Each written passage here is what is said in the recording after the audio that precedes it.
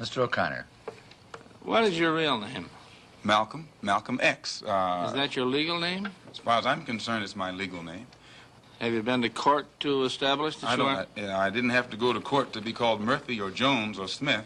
Excuse me for answering you this way. That's all right. If a Chinese person were to say his name was Patrick Murphy, you would look at him like he's insane, because Murphy is an Irish name, a European name, or the name that has a Caucasian or white background.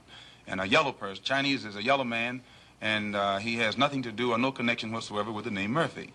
And if it doesn't look proper for a person who is yellow or Chinese to be walking around named Murphy or Jones or Johnson or Bunch or Powell, I think it would be just as improper for a black person or the so-called Negro in this country, as we're taught by the Honorable Elijah Muhammad to walk around with these names. And therefore he teaches us that during slavery, the same slave master who owned us put his last name on us to denote that we were his property. So that when you see a Negro today who's named Johnson, if you go back in his history, you'll find that he was once, his grandfather or one of his forefathers was owned by a white man who was named Johnson. If his name is Bunch, his grandfather was owned by a white man that was named Bunch. Would you mind telling me what your father's last name was? My father didn't know his last name. My father got his last name from his grandfather, and his grandfather got it from his grandfather, who got it from the slave master. The real names of our people were destroyed during slavery. Was there any line, any point in the genealogy of your family when you did have to use the last name, and if so, what was it? The last name of my forefathers was taken from them when they were brought to America and made slaves. And then the name of the slave master was given, which we refuse. We reject that name today. You mean you won't even tell me what your father's supposed last name was or gifted last name was? I never acknowledge it whatsoever. Let me ask you about the status of Elijah Muhammad. First of all, is he ill? I spoke to him today. He is in better health than he has been. He's suffering from asthmatic bronchitis. Is that why he didn't attend your rally on last Tuesday? Yeah, the only reason that he didn't attend was his ill condition, and the weather here, especially on that particular day, was of such nature that it would have been almost insane for him to come.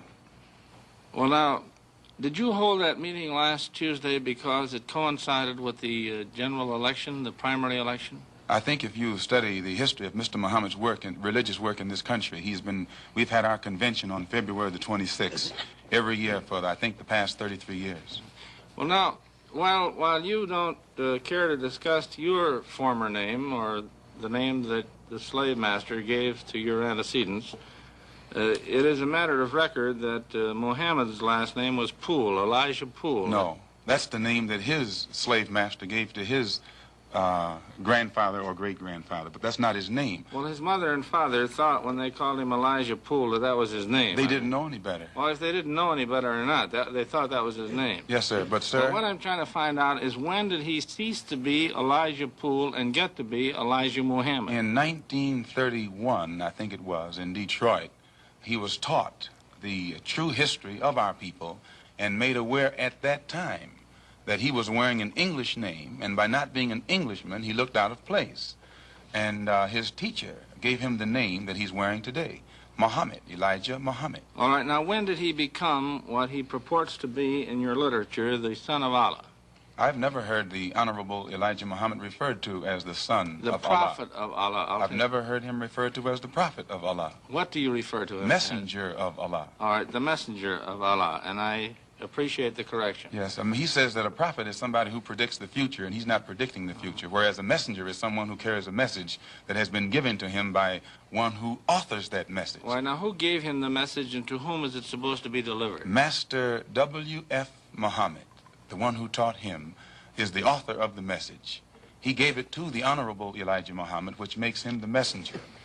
And he's to deliver that message of truth and righteousness to the 20 million American so-called Negroes, which means he's to teach us the truth, which will awaken us, and then show us how to live a life of righteousness, which will automatically qualify us for recognition as human beings by all other righteous human beings here on this earth. Well, now, one other question. With reference to what Mr. Hurlbut asked you a little bit ago, you took a very moderate position of wanting independence without having any hatred for the whites.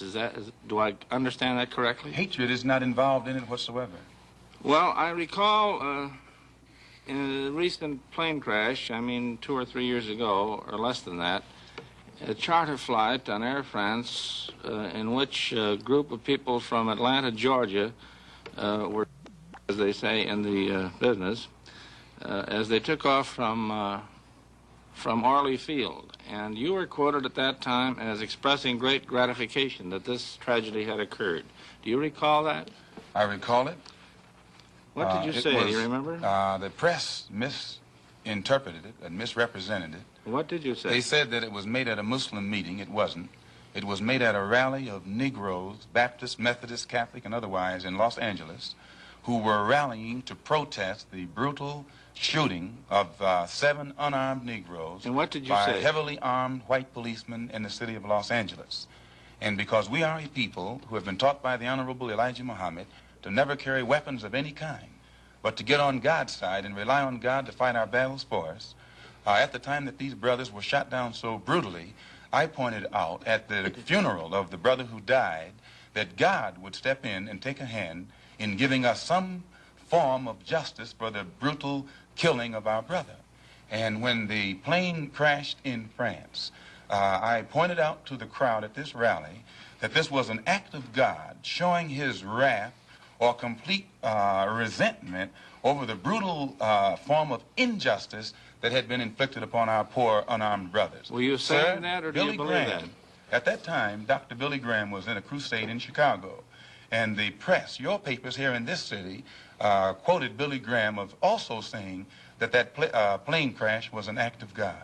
And if you take time to check the newspapers, I think that you'll find that this is correct. But no one thought that Billy Graham was so wrong when he attributed the crash of this plane to his God. But when we say that it come from our God, then we're looked upon as being, outrageous. I know, but you took the position that this was a matter of satisfaction to you for an injustice done against you, and I think that that's a trifle severe. We did not think that it was a coincidence that 120 of the whites on this plane came from the state of Georgia, a state that has the worst record in the history of America for the mistreatment of black people in this country. Worse than Mississippi? They maybe are a little less Mississippi is a little less hypocritical today than Georgia, but both of them are still practicing the same thing. Now the whites in Georgia bite Negroes with a smile, whereas they used to bite them with a growl. But they're still being bitten, and we don't think that it is any worse to be bitten with a smile than it is to be bitten with a growl. Mr. Calvert. While we're on the subject of Mississippi, what is your organization's position of what happened in Mississippi in the past 6 months? Such as what? Such as the James Meredith incident and the enrollment of him in the university. Well, the Honorable Elijah Muhammad wants justice for every one of the 20 million so-called Negroes. And to just take one Negro and stick him in college with the aid of 15,000 troops and at a cost of $6,000 is a disgrace. It's a waste of taxpayers' money. It's a farce. It's hypocrisy. Because if it's right for one Negro to be forced into that university, then every Negro in the state of Mississippi who is qualified has the same right to go to that university. And if the government is not ready and willing to enforce the right of every Negro in the state of Mississippi, then, in my opinion, sir, it's only hypocrisy to pretend that they are for justice by pushing one Negro in and blowing it up all over the world to make it look like they're solving the problem when millions of black people in that state are still going to segregated schools and getting an inferior education.